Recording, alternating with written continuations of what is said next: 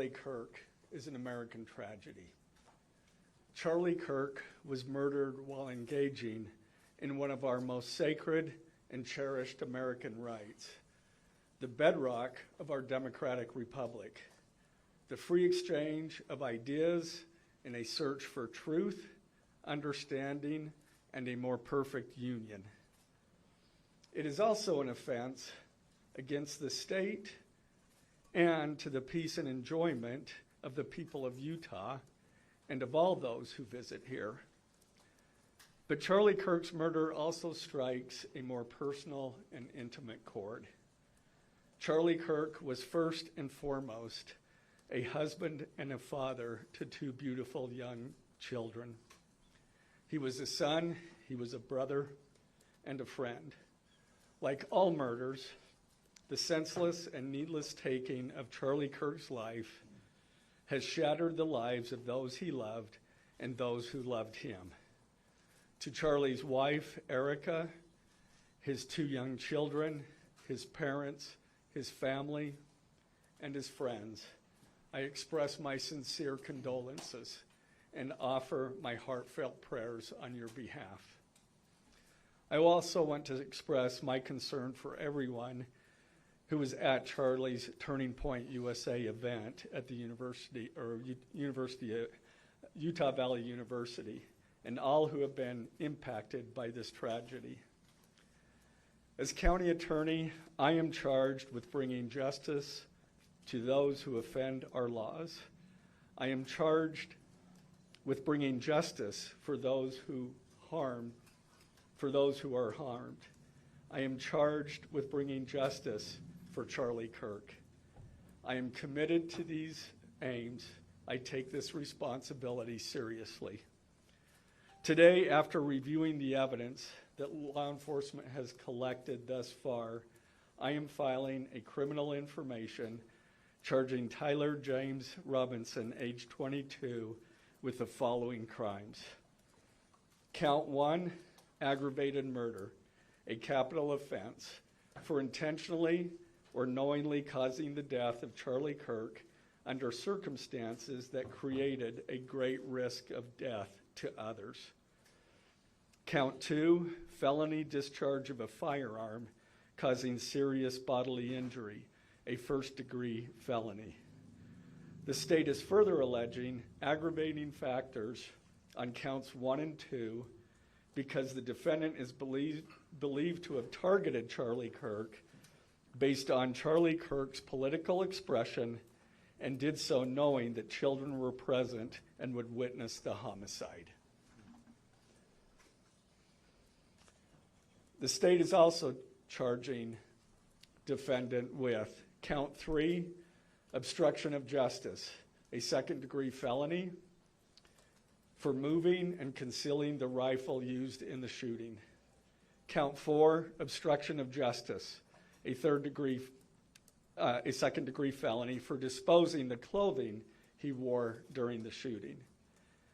Count 5, witness tampering, a third-degree felony for directing his roommate to delete his incriminating texts.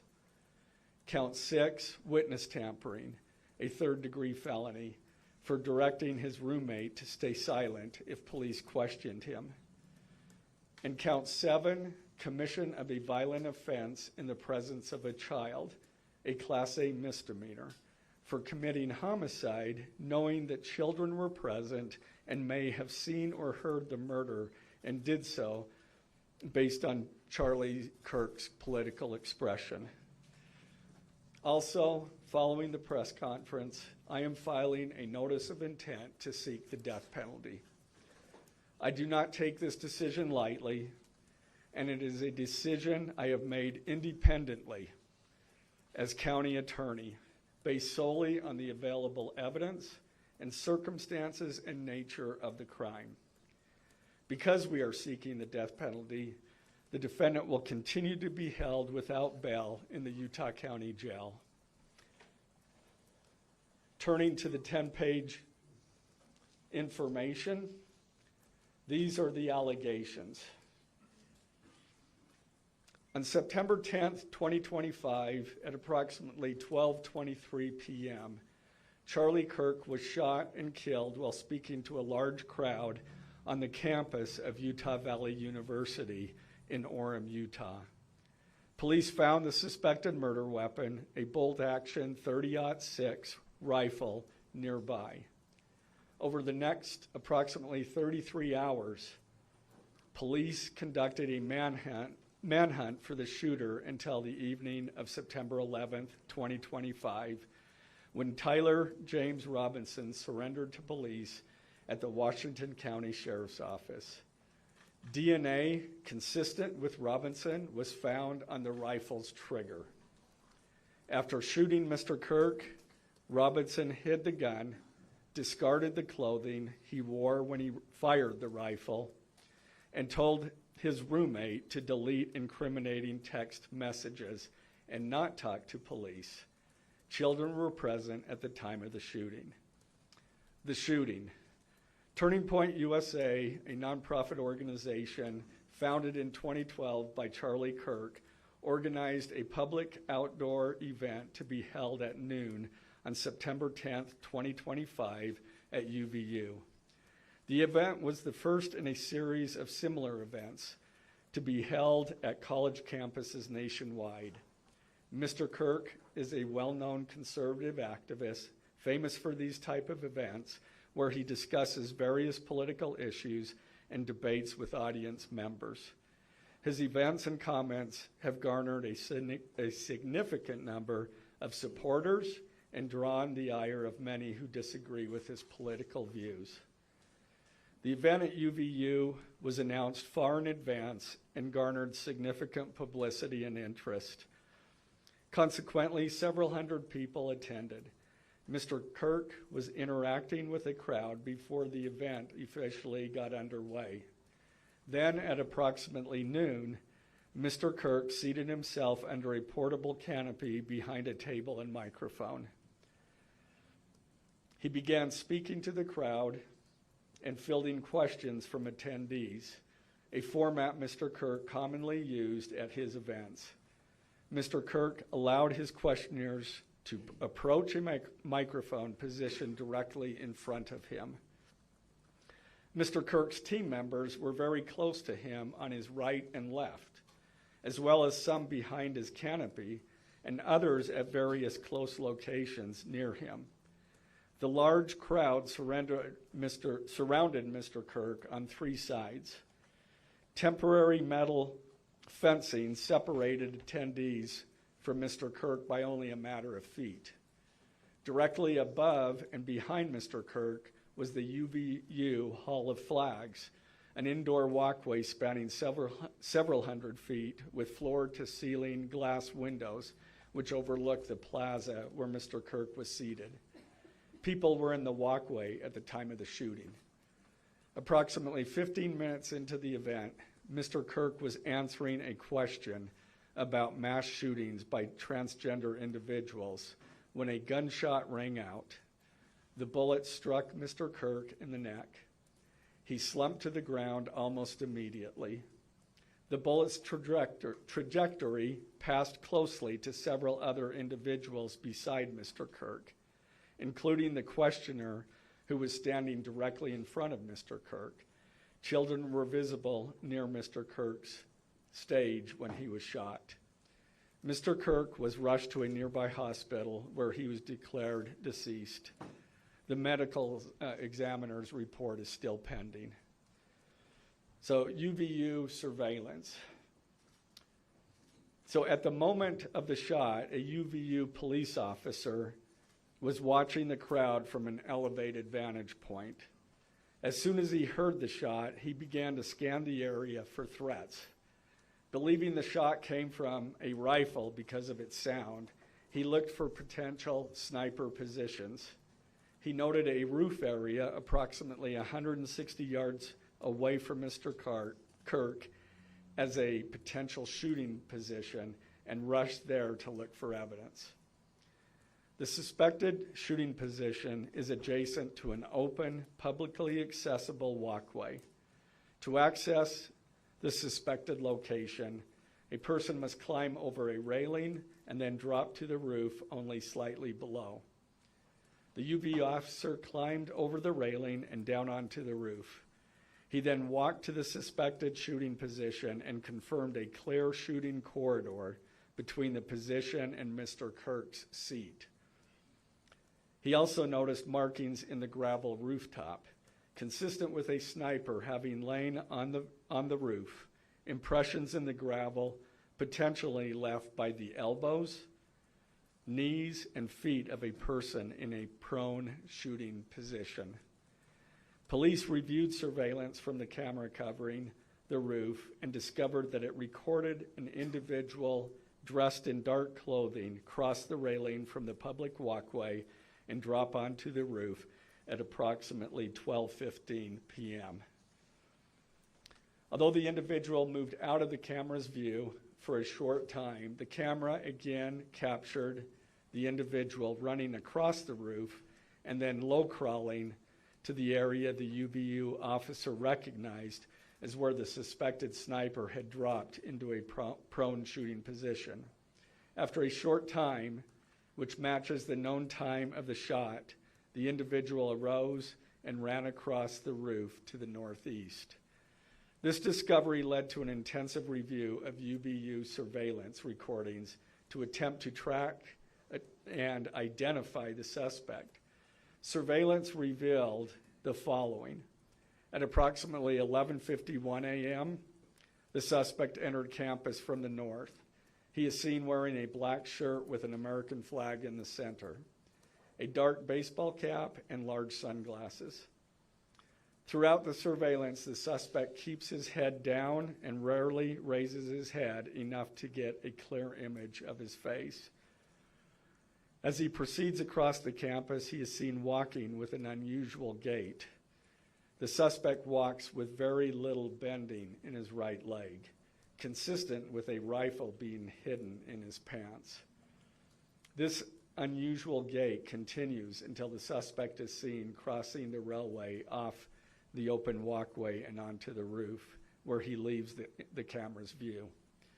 A camera later captures the suspect as he runs across the roof to the suspected shooting position. Immediately after the shot was fired, a camera captures the suspect running across the roof carrying an item whose shape is consistent with a rifle. The suspect is then seen climbing down from the roof.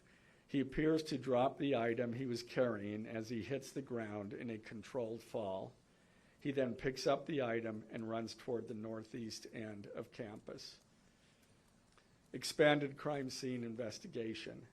Law enforcement officers followed the suspect's escape path to the northeast end of campus, where they believe the suspect left campus and entered a wooded area. In that wooded area, investigators found a bolt-action rifle wrapped in a towel. The rifle contained 1 spent round and 3 unspent rounds. This is consistent with the facts officers observed at the time of and immediately after the shootings. No shell casings were found on the roof, suggesting a bolt-action rather than an auto-loading weapon, and only a single round was fired. Each round in the rifle contained an etched inscription as follows. The fired cartridge was etched, "No Tice's bulge, OWO, what's this?" The second cartridge that was again not spent, the last 3 were not spent, were not fired. The second, "Hey fascist, catch," with arrow symbols. The third cartridge, "Oh Bella Chow, Bella Chow, Bella Chow, Chow Chow." The fourth cartridge, "If you read this, you are gay," LMAO. The rifle, ammunition rounds, and towel were sent for forensic processing. DNA consistent with defendant was found on the trigger, other parts of the rifle, the fired cartridge casing, 2 of the 3 unfired cartridges, and the towel. Law enforcement was unable to immediately locate the shooter, so they published photos of the shooter from the UVU surveillance cameras and asked for the public's help to identify him. Meanwhile, law enforcement continued to try to identify the shooter through other means. The Washington County investigation. On the evening of September 11th, 2025, as law enforcement continued their investigation, Tyler James Robinson went to the Washington County Sheriff's Office with his parents and a family friend to turn himself in. Robinson's mother stated that the following to police. On September 11th, 2025, the day after the shooting, Robinson's mother saw the photo of the shooter in the news and thought the shooter looked like her son. Robinson's mother called her son and asked him where he was. He said he was at home sick and that he had also been at home homesick on September 10th. Robinson's mother expressed concern to her husband that the suspect shooter looked like Robinson. Robinson's father agreed. Robinson's mother explained that over the last year or so, Robinson had become more political and had started to lean more to the left, becoming more pro-gay and trans rights oriented. She stated that Robinson began to date his roommate, a biological male who was transitioning genders. This resulted in several discussions with family members, but especially between Robinson and his father, who have very different political views. In one conversation before the shooting, Robinson mentioned that Charlie Kirk would be holding an event at UVU, which Robinson said was a stupid venue for the event. Robinson accused Kirk of spreading hate. Robinson's father reported that when his wife showed him the surveillance image of the suspected shooter in the news, he agreed that it looked like their son. He also believed that the rifle that police suspected the shooter used matched a rifle that was given to his son as a gift. As a result, Robinson's father contacted his son and asked him to send a photo of the rifle. Robinson did not respond. However, Robinson's father spoke on the phone with Robinson. Robinson implied that he planned to take his own life. Robinson's parents were able to convince him to meet at their home. As they discussed the situation, Robinson implied that he was the shooter and stated that he couldn't go to jail and just wanted to end it. When asked why he did it, Robinson explained there is too much evil and the guy, referring to Charlie Kirk, spreads too much hate. They talked about Robinson turning himself in and convinced Robinson to speak with a family friend who is a retired deputy sheriff. At Robinson's father's request, the family friend met with Robinson and his parents and convinced Robinson to turn himself in. The family friend spoke to police and reported telling Robinson that it would be best if he brought all evidence with him to the sheriff's office to avoid police having to search his parents' home. The friend also asked Robinson if he had any clothes that were related to what he did. Robinson replied that he had disposed of the clothes in different areas. The roommate. Police interviewed Robinson's roommate, a biological male who was involved in a romantic relationship with Robinson. The roommate told police that the roommate received messages from Robinson about the shooting, and he did provide those messages to police. On September 10th, 2025, the roommate received a text message from Robinson which said, "Drop what you're doing. Look under my keyboard." The roommate looked under the keyboard and found a note that stated, quote, "I had the opportunity to take out Charlie Kirk, and I'm going to take it." Police found a photograph of this note. The following text exchange, then took place. After reading the note, the roommate responded, "What? You're joking, right? Robinson, I am still okay, my love, but am stuck in Orem for a little while longer yet. Shouldn't be long until I can come home, but I gotta grab my rifle still. To be honest, I had hoped to keep this secret till I died of old age. I am sorry to involve you. Roommate, you weren't the one who did it, right?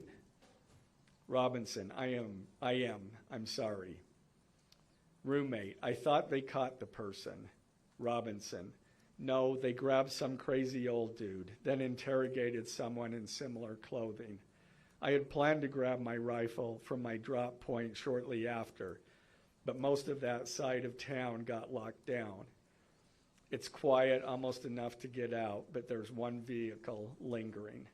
Roommate, why? Robinson, why did I do it? Roommate, yeah. Robinson, I had enough of his hatred. Some hate can't be negotiated out. If I am able to grab my rifle unseen, I will have left no evidence. Going to attempt to retrieve it again. Hopefully they have moved on. I haven't seen anything about them finding it. Roommate, how long have you been planning this? Robinson, a bit over a week, I believe. I can get close to it, but there is a squad car parked right by it. I think they already swept that spot, but I don't want to chance it. Robinson again, I'm wishing I had circled back and grabbed it as soon as I got to my vehicle. I'm worried what my old man would do if I didn't bring back Grandpa's rifle. IDEK if it's had a serial number, but it wouldn't trace to me. I worry about prints. I had to leave it in a bush where I changed outfits. Didn't have the ability or time to bring it with. I might have to abandon it and hope they don't find prints. How the F will I explain losing it to my old man? Only thing I left was the rifle wrapped in a towel. Remember how I was engraving bullets? The F in messages are mostly a big meme. If I see notice bulge UWU on Fox News, I might have a stroke all right. I'm gonna have to leave it. That really effing sucks. Judging from today, I'd say Grandpa's gun does just fine, IDK. I think that was a $2K scope. Wink, wink. Robinson again, delete this exchange.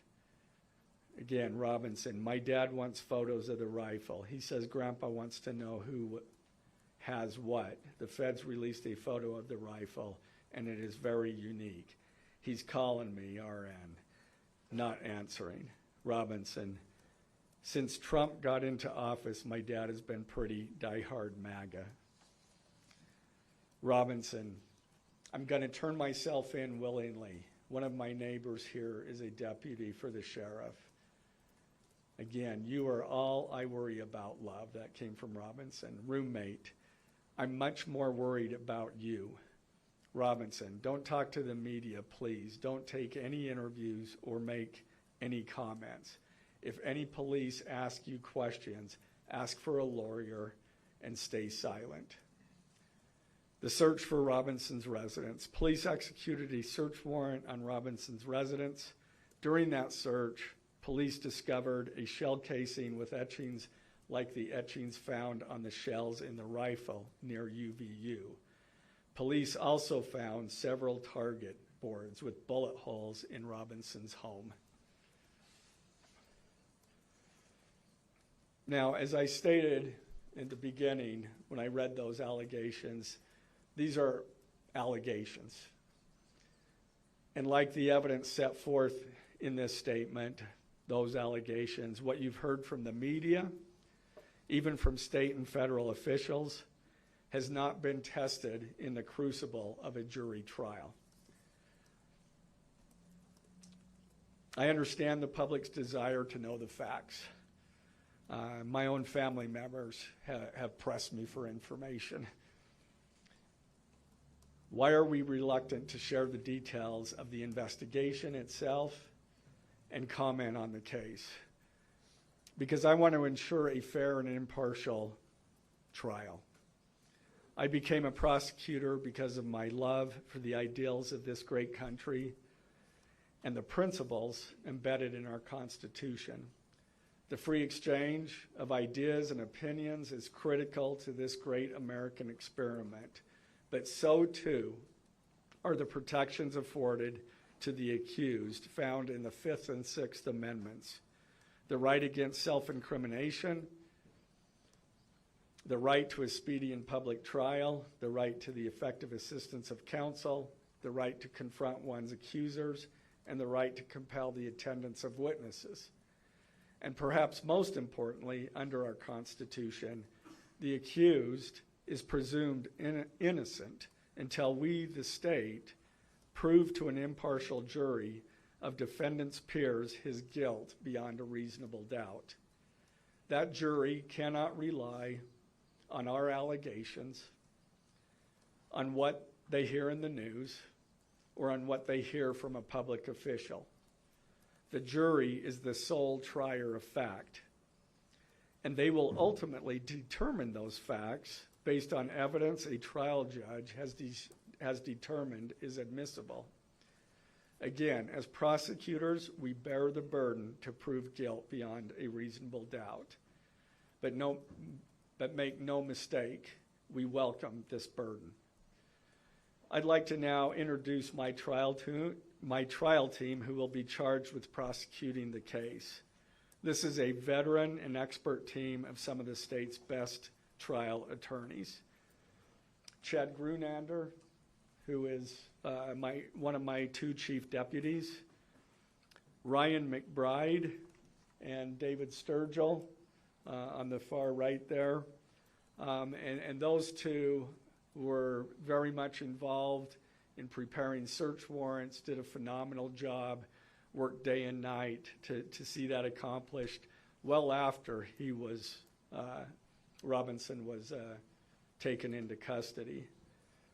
Also, Lauren Hunt, she is one of our special victims prosecutors, and Chris Ballard, my second chief deputy, who will be handling motions.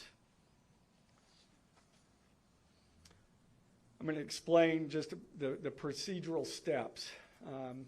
We're not a grand jury. We don't have a grand jury system like the federal courts do. It's a preliminary hearing system. So the arrest and filing of the criminal information are merely the first steps in the criminal justice process. Today at 3 p.m., the defendant will appear before a judge in the Utah 4th District Court for his first appearance to be informed of these charges and to ensure that he has an attorney to represent him. The hearing will be brief. The judge will conduct that first appearance virtually via WebEx. This is not unusual. In the 4th District, all felony first appearances for defendants who are in custody are held virtually. A link to that hearing is available for media on the Utah State Court's X account at Utah State Courts. Now, following defendant's first appearance, he will be entitled to a preliminary hearing. At that hearing, the state will be required to show probable cause that defendant committed the crimes. The purpose of the preliminary hearing is not to determine guilt, but simply to assure the court that the prosecution has enough evidence to proceed to trial. If a judge finds probable cause and binds the case over for trial, an arraignment hearing will be held. At that hearing, a judge will again inform defendant of the charges against him and require him to enter a plea to each charge. The next step following the arraignment is an opportunity for the parties to file any relevant motions and then ultimately the trial itself. This case has generated a tremendous amount of interest across our nation and even the world. The public's desire for information is understandable, but it bears reiterating that this case will be tried in a court of law consistent with our Constitution, not the court of public opinion. Thus, we will only discuss with the press, discuss the case with the press occasionally. It will not be a day-to-day or even week-to-week occurrence, but we will only do so in a manner as not to jeopardize the fair trial process. Before I conclude, I want to express my appreciation for the tireless work of our local, state, and federal law enforcement officers. They have an extremely difficult, dangerous, and often thankless job. I'm proud to acknowledge the exceptional work they do every day, and particularly their work on this case. It was truly a marvel to witness. Their skilled work and dedication have brought us to this point. I'm also grateful for the leadership demonstrated by Bo Mason, the Commissioner of the Utah Department of Public Safety, FBI Special Agent in Charge Rob Bowles, Utah County Sheriff Mike Smith, our local police chiefs, and Felice John Vitti, the acting U.S. Attorney for the District of Utah. I'm also grateful for the support of our Governor, Spencer Cox, and our Attorney General, Derek Brown, who is standing behind me today and has offered his support and resources as we proceed to trial. Finally, I want to thank our Utah County Commissioners, Amelia Powers Gardner, Brandon Gordon, and Skylar Beltran. They too have pledged to assist with the resources needed to successfully prosecute this case.